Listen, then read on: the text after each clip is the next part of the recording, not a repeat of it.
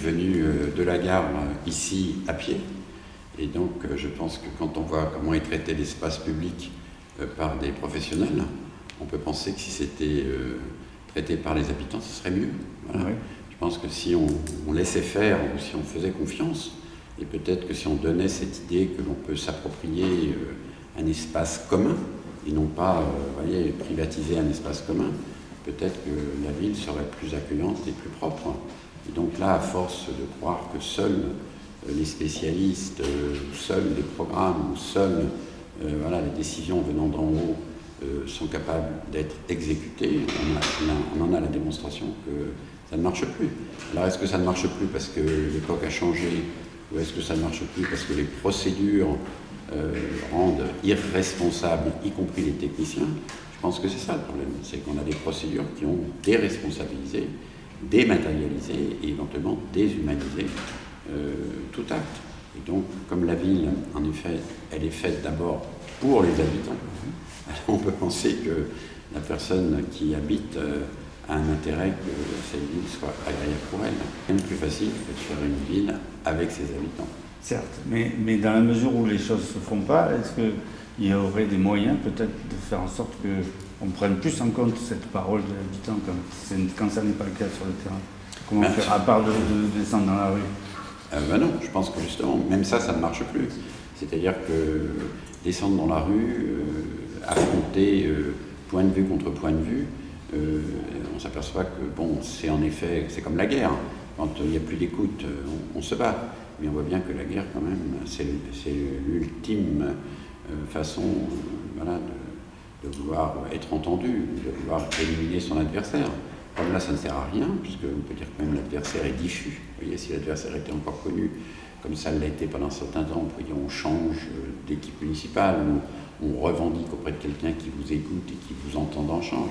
Comme aujourd'hui tout ça n'est plus le cas, moi je pense qu'il faut simplement rétablir la confiance, plutôt que d'avoir toujours une méfiance. Vous voyez, les gens ne réclament pas pour s'approprier quelque chose qui ne leur appartient pas. Donc, je pense qu'il faut un sujet, il faut un objet, parce que ce qui réunit c'est la matérialité, c'est pas l'immatérialité. Et donc comme vous allez me poser la question sur la rue d'Aubagne, plus ou moins sur l'habitat insalubre, on pourrait dire indigne, parce que même à un moment donné, on a osé utiliser cela. Ça fait presque 50 ans qu'on parle d'habitat indigne, d'habitat insalubre.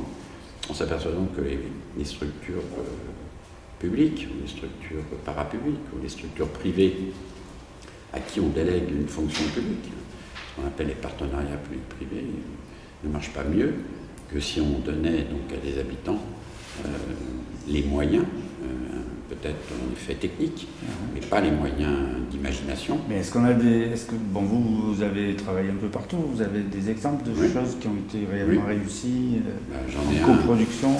Moi j'ai un exemple magnifique, si vous voulez, dans le cadre d'une opération de renouvellement urbain. Pompeusement maintenant, quand on restructure les quartiers dits sensibles, on pense que c'est la forme architecturale qui est responsable du mal-vivre. Moi, je ne pense pas. Je pense que tout ce qui est inhabitable est habitable si la liberté est autorisée et la confiance déléguée.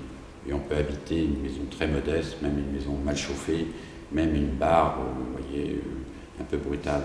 Faut-il encore, si vous voulez, que vous ayez choisi votre logement, ou éventuellement vous ayez un mot à dire. Alors, donc j'ai travaillé dans une opération où, comme toujours, la première tranche, on fanfaronne, on pense que tout va marcher, puis on s'aperçoit que la deuxième tranche, elle est presque plus complexe que la première, parce que les gens ont vu ce que produisait la première tranche. Elle a encore plus déstructuré socialement, et encore plus même fait éclater la pauvreté, l'a diffusée. Et donc peut-être que la pauvreté, à un moment donné, elle est capable de s'organiser. Et donc j'ai pris la décision de faire une deuxième tranche en redonnant ou en réparant un logement qui allait être démoli, qu'avec l'argent de la démolition. C'est-à-dire en gros, ça coûte cher de démolir, et donc si écologiquement, socialement, culturellement, on arrêtait de démolir. Et donc est-ce qu'on pourrait prendre un logement social dans son état apparemment dégradé, mais pour lequel il faut quand même dépenser par logement 40 000 € et en remettre 100 000 pour le reconstruire? Est-ce qu'on pourrait dire je donne 40 000 aux habitants et je le répare avec eux. Ça marche. On m'a dit que ça ne pouvait pas marcher. Alors moi, j'ai développé cette idée que, au contraire, de ce qu'on croit toujours, il ne faut pas travailler dans l'urgence, travailler dans le temps long. Et puisque bon, ça fait 30 ans, 40 ans pour certaines constructions qu'on allait démolir, qu'elles étaient en mauvais état peut-être depuis 10 ans, et certains logements, il n'y avait pas de chauffage, pas de fenêtres, une électricité défectueuse. Est-ce qu'on pourrait réparer ce logement dans un temps long, mais pour quelqu'un? Parce que le grand défaut de l'architecture collective, on pourrait dire, contemporaine, actuelle, c'est qu'on ne construit pas pour une personne, on construit pour un fonds d'investissement, un office HLM, pour une collectivité, on ne construit pas pour une personne. Comme là, les logements étaient occupés et qu'on allait donc mettre les gens à la porte, au prétexte qu'on allait les démolir, voire le réhabiliter violemment et les mettre provisoirement ailleurs, quitte à ne pas leur redonner leur logement. Moi j'ai dit, l'histoire de la ville, elle se fait sur le temps long, donc je prends les logements tels qu'ils sont et les habitants tels qu'ils sont. Et donc si quelqu'un avait un logement de 5 pièces et que les enfants partis, le mari mort ou la femme morte, on laissera le 5 pièces à la personne, parce qu'un bourgeois qui vieillit, il est content de garder son logement pour mourir et éventuellement pour accueillir ses enfants et ses petits-enfants. Donc ça a été très compliqué, mais où j'ai piégé, on pourrait dire le préfet, j'avais quand même le maire qui était d'accord, qui est fondamental, et l'office d'HLM d'accord pour récupérer une autre. Et donc j'ai dit au préfet, ça ne va pas être une opération de X centaines de logements, mais une opération de un logement multiplié par 100.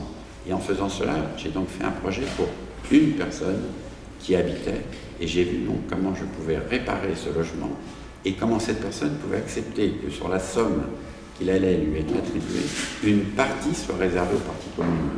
Et pour dire, je ne suis pas égoïste et comme un castor, je construis pour moi-même, j'auto-construis tout, mais je participe au projet d'ensemble pour la moitié de la somme, et pour l'autre moitié de la somme, c'est une somme qu'on m'attribue et je la gère comme je le souhaite.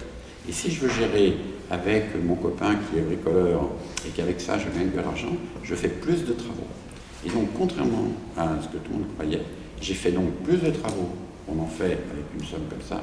Je l'ai fait sans planning, sans barrière, sans aucune fermeture et sans aucun vol. Vous voyez, et pour la première fois, des artisans au chômage ou en rupture de travail, des ouvriers intérimaires et tout, au chômage et en rupture de travail, se sont mis à travailler. Et quand on dit qu'ils ne le savent pas, mais c'est eux qui construisent le logement. Donc on ne peut pas dire que ce n'est pas l'ingénieur qui construit le logement. En dernier ressort, celui qui construit le logement, c'est celui qui est au chômage. Et c'est peut-être l'immigré qu'on ne veut pas. C'est peut-être le migrant qu'on ne veut pas. Quand j'ai pris le cours Lyoto là, et que j'ai vu des travaux, j'ai été visiter un peu, qui sort des logements qu'on habille. Sûrement 1 sur 2 est un travailleur sans papier. Qui s'en sert? Peut-être le promoteur ou le propriétaire du logement est contre l'immigration. C'est insupportable.